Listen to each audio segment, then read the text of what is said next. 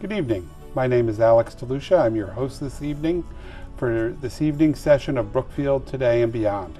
This is our third season, and our meetings are brought to you by the Brookfield Republican Town Committee. If you have any questions, I encourage you to submit them to www.brookfieldgop.com.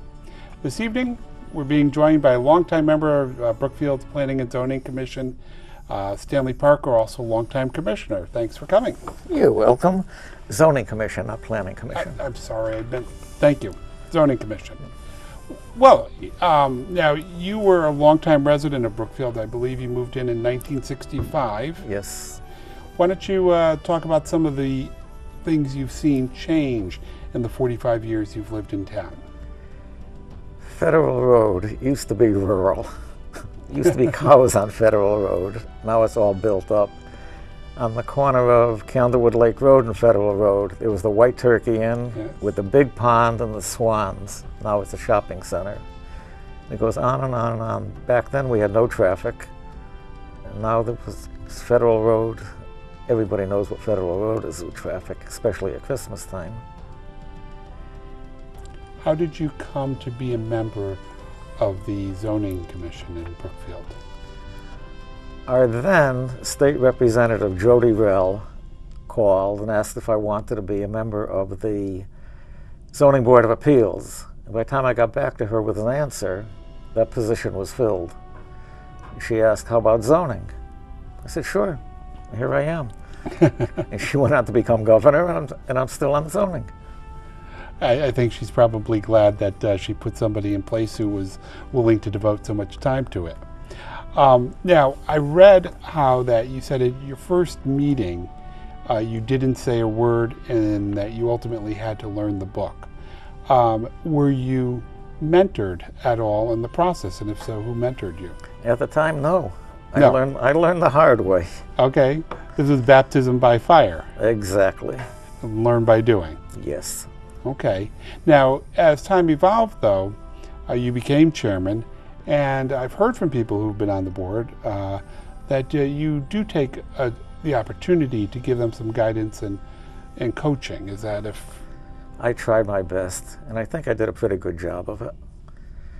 It's tough coming on under the line of fire. You don't know what's happening. Talk with people, show them how to use the book, tell them what they possibly could expect, what not to expect. And working with them like that, it seemed to work out well over all these years. And even now that I'm not chairman, I still help. The chairman we have now is new, needs help. Whenever he needs help, he gets it from me. Now, when you talked about being chairman, it sounded almost like at least a part-time job. I mean, you said you had to go into town hall. You should go into town hall every morning, meet with the zoning enforcement officer. Why is that so necessary? To keep a steady movement. If you just come in once a week, everything hits you at once, you don't know where to start. Going in the morning, look to see what happened the day before, what happened that morning, talk with the zoning enforcement officer, talk with whoever else has to be talked to. Things go nice and smooth. And then in 2003, the state of Connecticut made a public act, which is 03184, which not only allows, it encourages the ex parte meetings, whereas an applicant come in, we go through the application, where it's good we tell them, when I say we, most of the time there's another person there with me. And if there's problems with it, we show them, explain the book. The book says it should be done this way or that way. And when it's done, they come before the commission, and it makes it nice and easy. Before this, our meetings used to last to 12 o'clock at night or 1 o'clock in the morning. Now we're out of there by 9:30 at the very latest. Very seldom are we there any later. The applicants think it's the greatest thing in the world. Save them a lot of time, saves them time, it saves them money. And they don't have to pay for lawyers because they know exactly what's going on. In going through the article, it said that being on the board for 25 years is very rare, and you were recognized for that achievement. Why do you think it's so rare that people put in that kind of time? People get beat up. There's a lot of people just can't take it. No matter what you do, someone's going to come and beat up on you. And you try not to make enemies, but it just happens. You got to make decisions based on the book, not something if you like it or you don't like it. That doesn't mean anything. There have been many times I voted yes for something that, boy, I didn't like. Met the book, and many times the other way around. And the abuse that volunteers take is probably the reason that people don't stay and people don't want to come on. Yeah, I think you're probably right. Now, some people would question, though, whether or not, I'm going to use the word, you were overreaching at times. And one of the stories you talked about, and you said we developed a very good set of water regulations, drinking water regulations. But somebody might say, well, gee, why is the zoning board doing that as opposed to somebody else? So why don't you talk a little bit about how that came about? When this came about, this was back a number of years ago. The town of Brookfield and the Department of Public Health did not get along. And it got to be so bad, we just couldn't even talk to one another. Got on the phone, got a hold of somebody up there. They came down here and we talked. We got rid of all the problems. And then we showed them the book that we have on the regulations. They looked at it, they said, that's pretty good. Let's improve upon it. This person, in fact, there's two people. They went back to their offices and back and forth on telephone calls. We got a regulation where when you're drinking water in Brookfield now, you're pretty sure that that's going to be good, clean water. And it turned out so well that when anybody calls the state now, they want to fix up their regulations, any town, they say, refer to Brookfield. It's just a matter of talking to one another. We were, I think, 169 out of 169 before. We turned out to be number 1 out of 169. Wow. So that was a lot of satisfaction. Mm-hmm.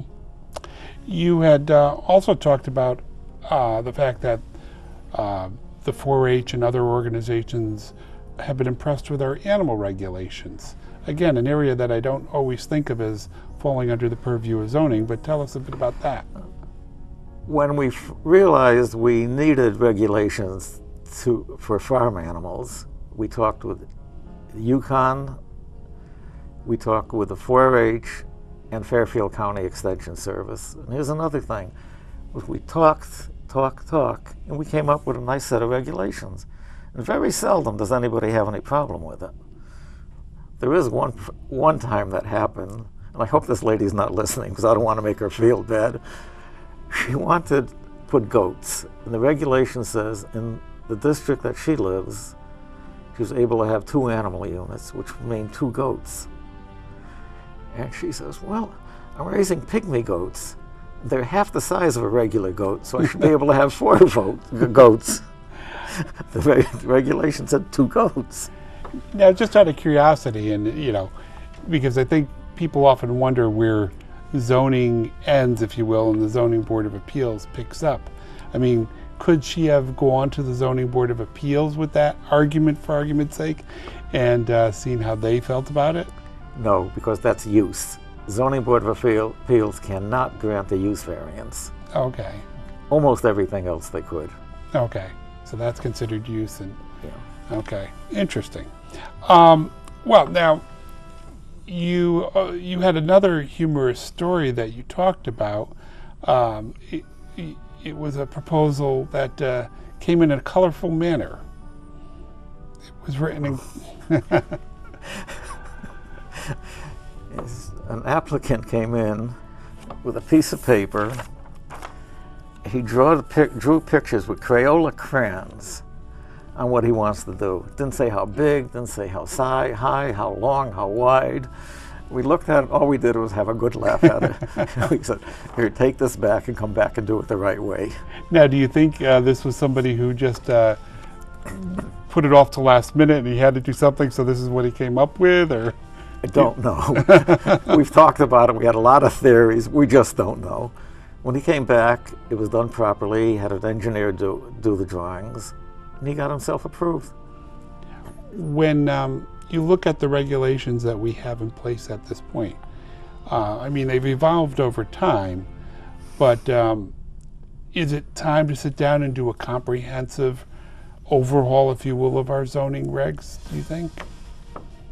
Over the years, we changed the regulation, take one out, put one in, put a word in, take a word out, and it's worked out pretty well. Now, before I stopped being chairman, I put a committee on. There's 2 people on the committee, and they're going from the front of the book to the back of the book and coming in with suggestions to make changes here and to make changes there. And once we get maybe half a dozen or so, we have a public hearing on it. And we did this just the past couple of weeks was the first public hearing that we had. And we did make some changes. And it's going to be continued to do that till we finish the book. And then it'll probably be, again, make changes as they're needed. Now, you had identified the golden rule of zoning as being love thy neighbor. You want to elaborate a bit about that? That comes from Bill Shappert. Bill Shappert is the father of zoning in town. He's been around 35 or 40 years. And it's true, if you're happy with your neighbor, you're not going to have any problems. You start fighting with your neighbor, and boy, do we get problems with that. And the rest of that goes, love thy neighbor, and it hasn't worked in 2,000 years. A lot of stories that we could tell. I don't want to get into those. The zoning enforcement officer, you mentioned that it's important to be in town hall and to talk to the zone. Does the zoning enforcement officer report to you as chair of the zoning commission? I mean, yes. Okay. When I was chairman, the zoning right, enforcement no, officer you're no longer. Reports to the zoning enforcement officer. Okay. Would you like to talk a little bit about the BJ's wholesale outlet that's coming into the Kohl's supermarket? That was another application that was... That was an application that we approved just within the past few weeks, the past month or so. They did it the right way. When they started, they used a local engineering firm, local architectural firm, and whoever else was local. They called and said, let's get together in the morning. And we had many, many meetings over many months. And when they came in, everything was just picture perfect. They took 13 minutes to make their presentation. It was probably 5 minutes too long. And the whole thing was over in 20 minutes. It was just nothing, no problem with it. Major plan, well thought out, worked with you up front. Right. And therefore they made everything by the book. It's a big building. It's 121,000 feet with a lot of parking places. And they had the same traffic problems and everything else. There was no complaints. I don't think we had anybody in the audience that night. That's how nicely that was done. Wow. Now, with retiring from this commission, what is it that you think you're going to do with yourself? Because for some reason I don't see you just kicking back and enjoying a martini in the backyard. That's a good idea. Really, I don't know. Being retired has its rewards. You don't have to worry about tomorrow. Mm-hmm. Get up tomorrow morning and then I worry what I'm going to do tomorrow. I just don't know at this time. Something tells me, though, that I will stay involved with the town. Well, the other day there was the budget meeting, and your presence was noticed. You want to talk a little bit about what you saw evolving with the town budget? I think the town budget is bloated, both the town side and the school side. And that's why I'm against the budget as it stands now. I think it should be reduced. Get the bloat out of the budget. And to start the meeting off with, I nominated Marty Flynn, who's the chairman of the Brookfield Republican Town Committee, to be moderator. And once he got to be moderator, he had the town's leaders present the budget. Then I got up and made a motion to split the budget. The school side and the town side, rather than having people vote all at once. It's been said for years, we're one town, we should have one vote. To me, that's nonsense. We are one town, but we have two separate budgets. Give the folks a chance to say, I like this one, or I like that one, or I don't like either one, or I like both of them. It's simple. I don't know, and nobody's been able to tell me yet what the people who want one budget are afraid of to have two budgets. And when it came time to vote on that, to split the budget, won by almost 2-1. And then Dr. Appleby made a motion to have the vote on Saturday rather than on Tuesday. As it's felt on Saturday, we'd get more people out. For instance, the weekenders. For some reason, they just don't want an absentee ballot. And this comes with such a tight schedule, it's tough to get to mail the ballot and then mail it back. Mm-hmm. So we think we're going to get more people. That's where we wanted that. I know I was in Wilton recently, and they're having a Saturday vote. And the explanation that I was given was that so many people commute so far from Wilton that it was hard for them to vote during the week, and therefore by going to the weekend it made it easier for people who did have to commute to participate in the process. That's another reason. Now, in my neighborhood, we have 14 or 15 people who are weekenders. These people probably would not vote. As a vote on the budget, you don't have to be a registered voter. You have to be a property owner with property valued at least $1,000. So here's probably going to be, out of the 14 or 15, most of them are going to come out and vote. What do you see as the future for Brookfield? What would you like to see happen, and what are you afraid that you might see happen? There's not a whole lot of land to build in Brookfield. A lot of things that may happen and may not happen is going to be tear downs. You're going to have to assemble properties together. You're going to have to worry about parking. That's going to be the biggest problem with anything we do. We're working on the Four Corners now, and I call it pipe dream corners because I don't think it's going to happen the way it's proposed. And up there, the biggest problem is going to be parking. Not going to be, it is parking. And then each parcels are so small, mm-hmm. They're going to have to assemble. There's only one big piece up there, and that apparently is not for sale. And if it is for sale, I don't know about it, and I don't think anybody does know about it. And that's going to be a problem up there. I'd sure like to see that developed, and I'll do anything I could to help to do it. But to be practical about it, I don't think you're going to get little boutique stores up there like they want. I think it's going to end up being mostly residential. We changed the requirement on height, so instead of can only build a 2-story building, now our building can be built 50 feet high. So you can get an apartment house maybe 5 stories high. And if the parking could be there, that may work. Do you think people in town are excited about the prospect of a 5-story apartment building? I don't think most people care. Really don't think they care? And I don't think they know. Do you, that sounds almost like a call for greater participation in town government as a general rule. Would that be something you were in favor of? Yes. Right now it's tough to get participation at all. It's tough to fill volunteer spots. There's a lot of spots that aren't filled. You have to go out and beg people. And if people would come in before things are done and say, let's do it this way, or that way, maybe there'd be less complaining.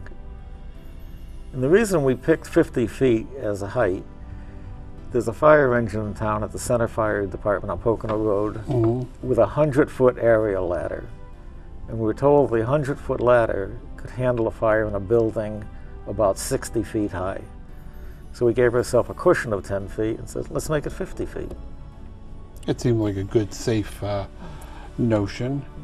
Well, I guess one of my thoughts would be, you talked about the being good to your neighbor. Is there a degree to which Brookfield has to be considerate of its neighboring towns, and to what extent does zoning have a part in that? Say that again? To what extent does Brookfield have to be a good neighbor to the towns that surround it, and to what extent does zoning have an influence on that? I'll tell you where this is coming from. Many years ago, there was a game I used to play, and you would develop factories and you would develop residential areas, and one of the things you could do was to put your factories near some of the other towns so that the smoke would blow over the other towns. So they were not. That was how you won that game. It wasn't. You weren't a good neighbor at that point, but it was the way the game worked. No, when we're within I think it's 500 feet of another town, we have to get approval from the Housatonic Valley of elected officials. Okay. That doesn't happen. And if I had anything to do about it, that would never happen. Okay. Well, and I was going to say, to the extent that hasn't been a problem with any of our neighbors with us, that they want. No. Everybody's pretty respectful of everybody else's turf. Yes, definitely. Okay. So now, as you look ahead at the upcoming budget process, what do you think is going to unfold here in town? I don't know. Saturday after 8 o'clock will tell you. I just don't know. And, the person who got you involved in the zoning commission, Jody, she's retired this year. We've seen her replacement in Hartford. Did you get to hear him at any of his town meetings? Too many. Okay. So what is your thought about what's going on at the state level? I don't want to get involved in that. Don't want to get involved. Would you think we'd be better off if Jody were still in office? Yes, most definitely. Okay. So we're going to miss her as a safe... At least I'm going to miss her as governor. Well, if you were going to sit back and think about some of the things that probably should be done with the zoning regulations here in town, are there any glaring areas that you know or you feel need to be addressed in the zoning regs? No, and I think the others on the commission feel the same way. There are little things that have to be changed, and that will be nothing glaring. Okay. And earlier I came from a different area where planning and zoning were combined. So for the education of our populace here, why don't you talk about where planning begins and ends and how that affects zoning? Planning is mostly residential subdivisions. Okay. Zoning is mostly everything else. And right now the Charter Revision Commission is talking about combining the two commissions. And speaking for me and me only, I think it's a good idea. There's very little land left for subdivisions, which leaves very little for planning to do. So if they're combined, we'd be able to have, my recommendation would be to increase the commission from 5 regular members to 7 regular members, and then have 3 alternates. By doing it this way, we'd be able to have subcommittees, and I think it would work out better. And instead of waiting for planning to do something that we may have to wait for, we can do it all at once. Mm-hmm. Now, planning, I think, feels differently. They'd like to keep it separate. That's interesting. Well, I guess, are there any other areas, I mean, as a longtime resident of town, are there any other commissions where you have thoughts as to how they might be better structured to support the process? No. No. I try to stay out of every other commission's business. Now, but I know that's not 100% true. You're also on the Republican Town Committee here in town. That's a committee, not a commission. Well, no, I know that, but don't they help find people to serve on the various commissions? Yes. Okay, and so you do have some say about that, or some input anyway. Yes? Yeah, I guess I do. Okay, so... But that's only 1 vote out of 25. Well, yes, but I would think your opinion as a longtime member of the community has some standing. Yeah, probably. I don't want to play poker with you, I don't think. I think I'd be in trouble, Stanley. So at this point, as we go into the next municipal election cycle, what do you think the candidates who are going to be running should be focusing on from a development standpoint? Just what they're doing now, trying to get people to come into town. That's the Economic Development Commission's charge. And when they have something, they come to us. If we have to change a regulation that makes sense to get somebody here, we'll gladly do it. But we have to, before we can do it, we want to see what the whole plan is. Now, you said if we had to change a regulation, we would do it. That sounds like we're rewriting the book. Where does that process begin and where does that end? Well, if somebody comes in and says, for instance, in a zone where we say you can only have a 5,000 square foot building, and they want a 7,000 foot square building, if they can show us why they need it there and show us they have enough parking, there's a good chance that it'll get changed. Okay, well, that ends our session this evening. For the Brookfield Republican Town Committee, I thank you for watching Brookfield Today and Beyond. And again, I encourage you, if you have any questions you'd like us to explore, to email them to www.brookfieldgop.com. And if you go to that site, you'll be able to submit the questions, and we'll be glad to address them going forward. Thank you for joining us. Thank you, Stanley. You're welcome. Good night.